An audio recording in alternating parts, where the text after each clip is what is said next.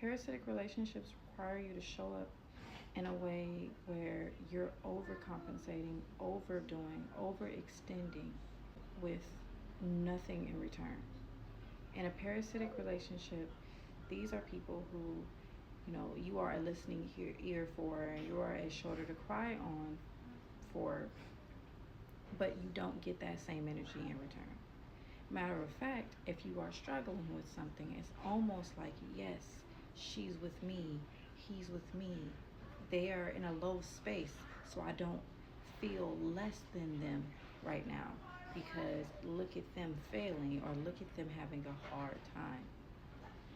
But it seems as though when you are winning, when you are loving yourself, when you are confident, even if you get dressed that day and you just feel really good about where you are in life, who you are in life, and how you are showing up, it seems to agitate their entire spirit. These are parasitic connections. If you are pouring into them, you're encouraging them constantly, and it's like a bottomless pit because they're never full. They're draining, literally vampires, draining your energy. These are parasitic connections. Now, this is not just limited to romance. These are friendships. A lot of times they're family members. And very, very often, for a lot of women in our community, they are their mothers.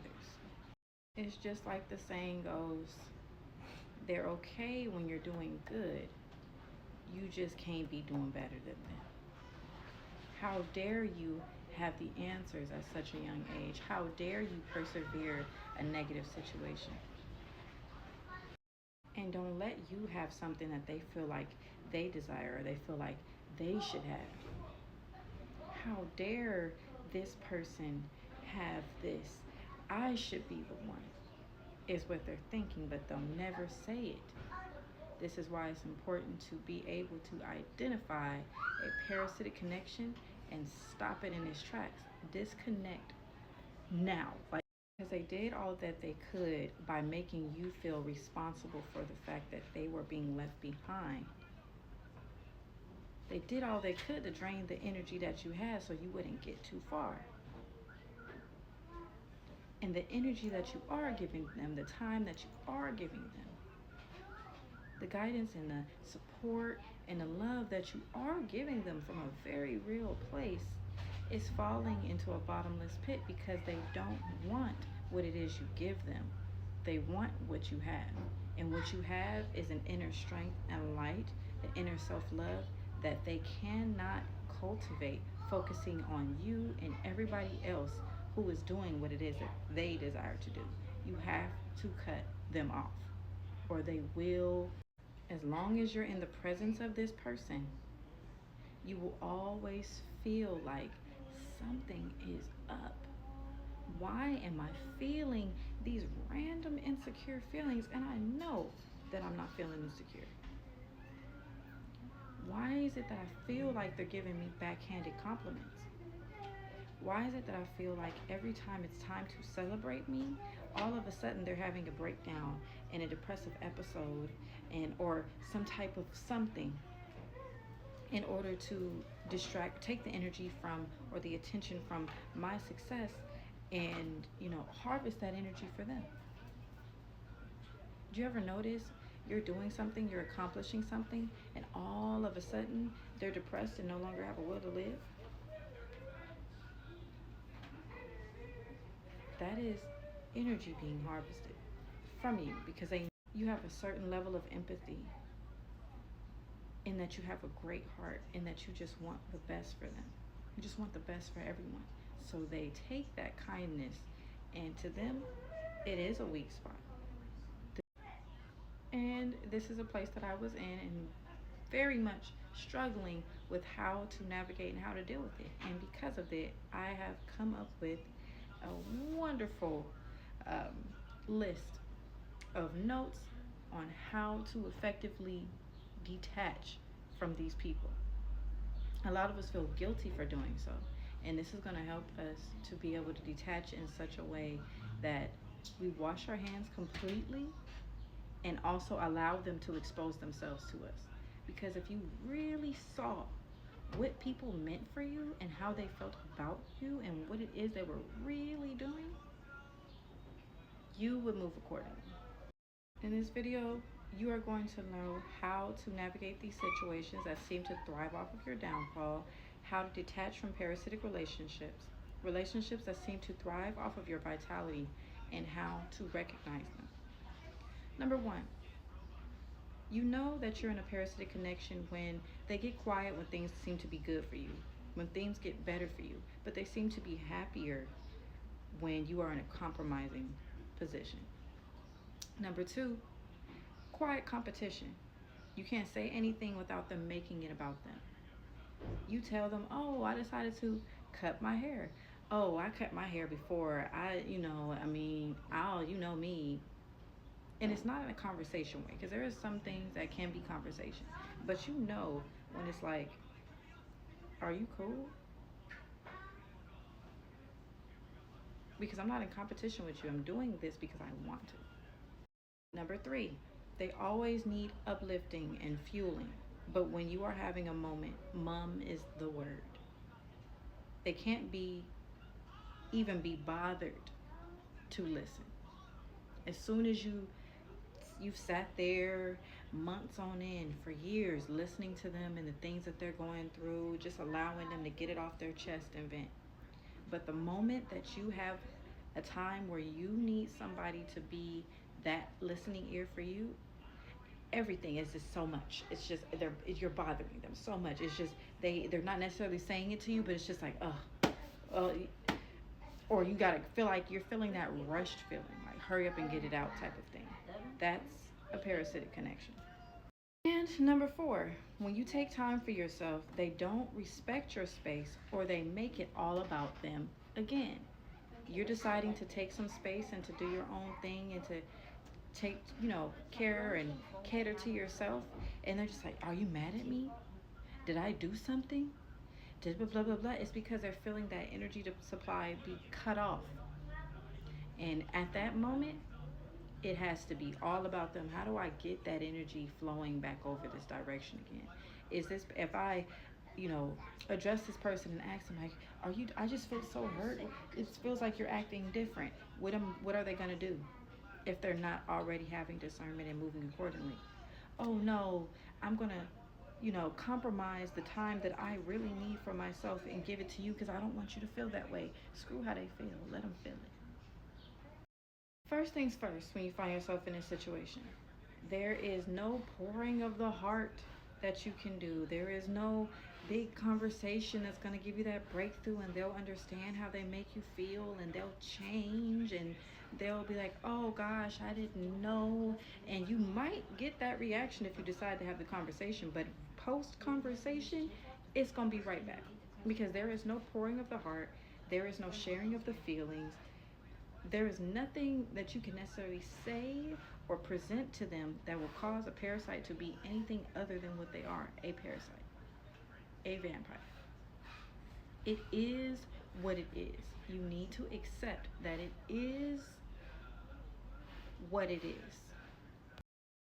Secondly, you have to identify the pattern in order to disrupt it. So if you recognize that, it seems like every time you are taking that time for yourself and you are having a moment that you need to spend with you in order to cater to you and what your needs are in that moment, and you know that they are going to come and try to siphon that energy by making it all about them, change your response. Disrupt the cycle. Disrupt the pattern.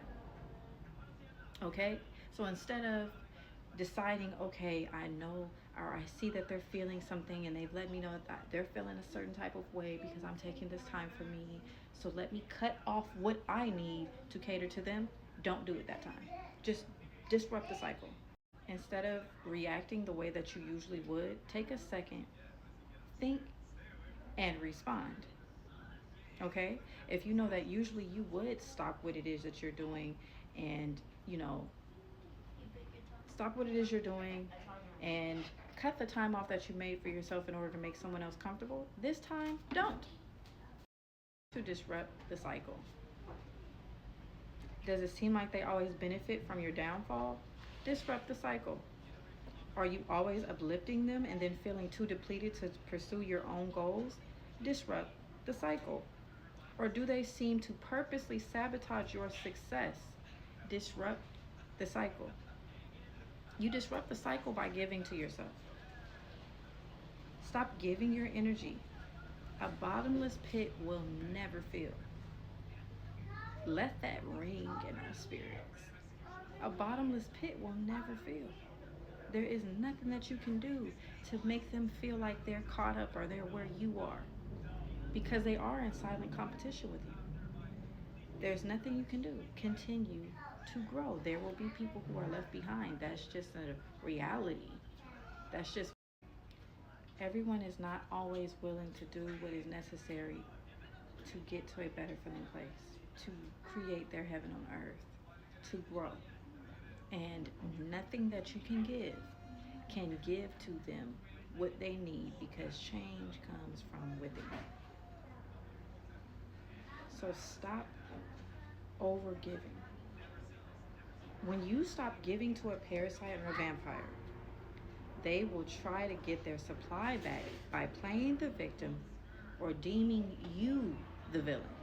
Now, this is going to have to be something that you're comfortable with.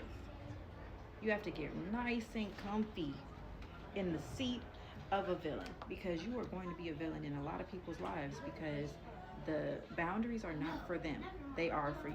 So they're only going to work really for you, not for the people who are benefiting off of your energy, who have been thriving off of your energy.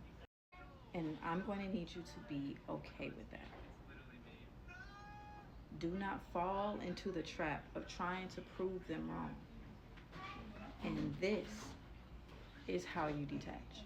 When you no longer care what they think and what they're saying, you know what your intentions are, you know what it is that you're doing, you know what it is that, they're giving to you, or the way that they're affecting you. That is how you detach. You no longer care to prove anything. You are simply doing and being in alignment with what serves your journey, your purpose, your joy, your life. It is not going to work for everyone. Everybody is not going to like this. And you'll rarely get any applause. And you don't care. That's how you know you've made it.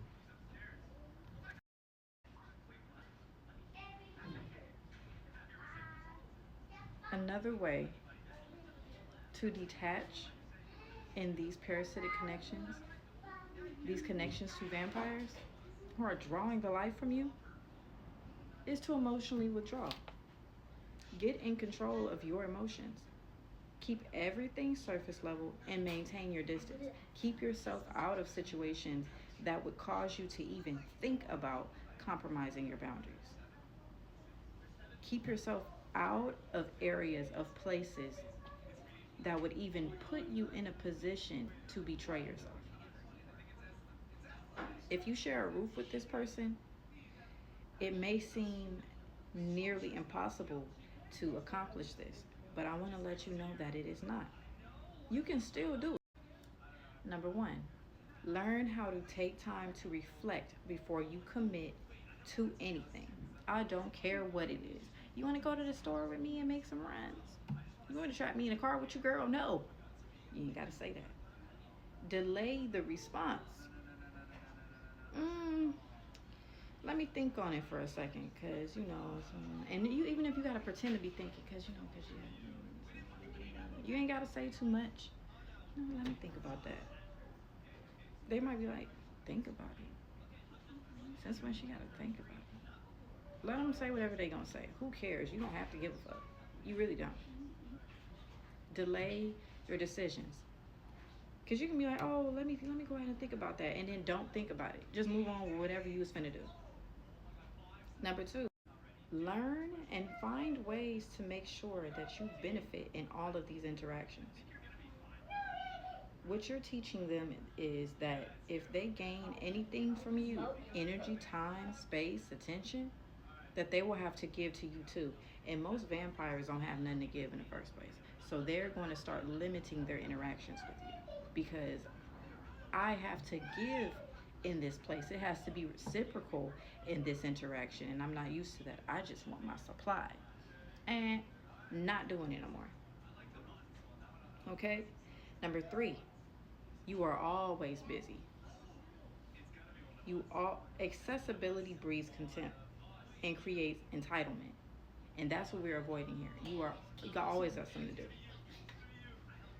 Never enough time to just be overly given to somebody who needs to finally give to themselves.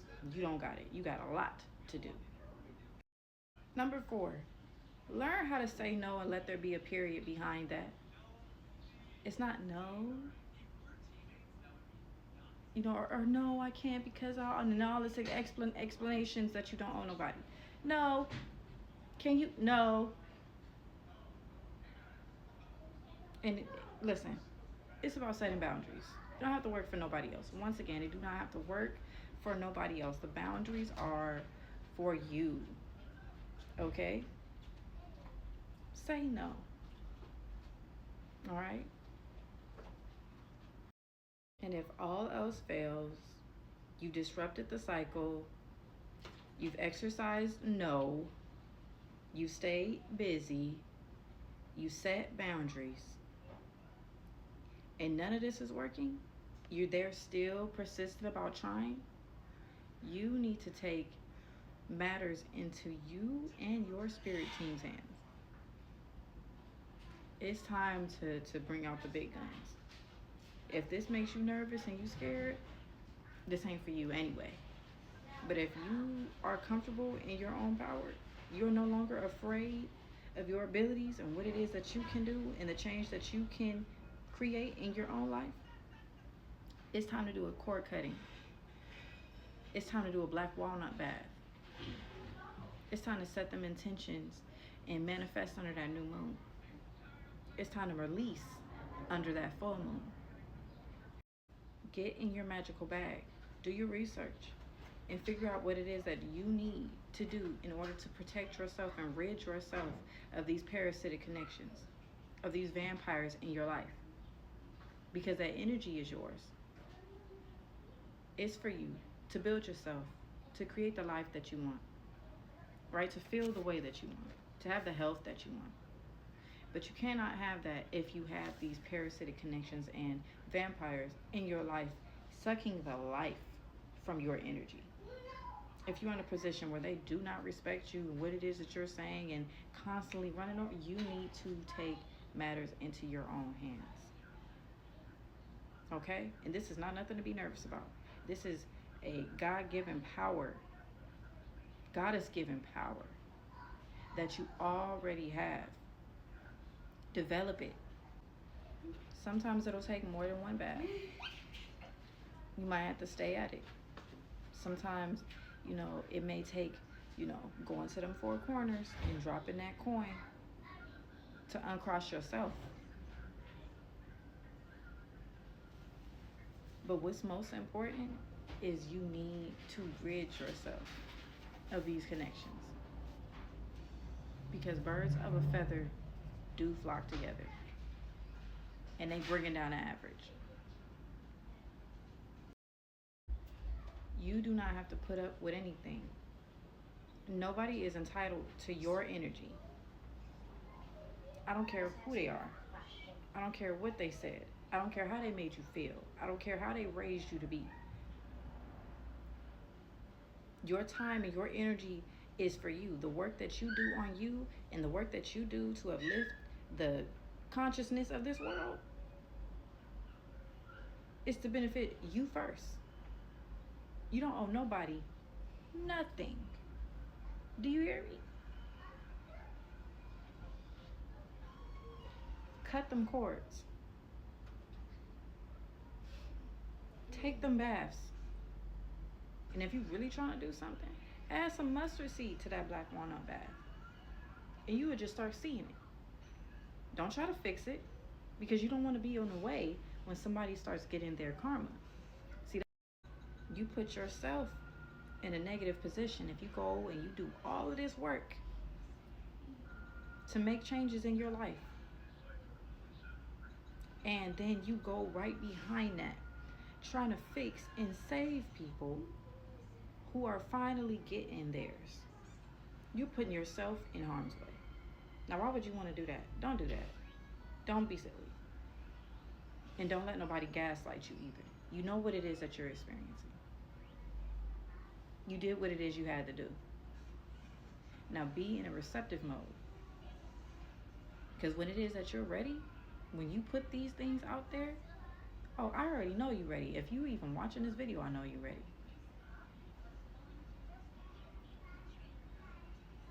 Justice will be served.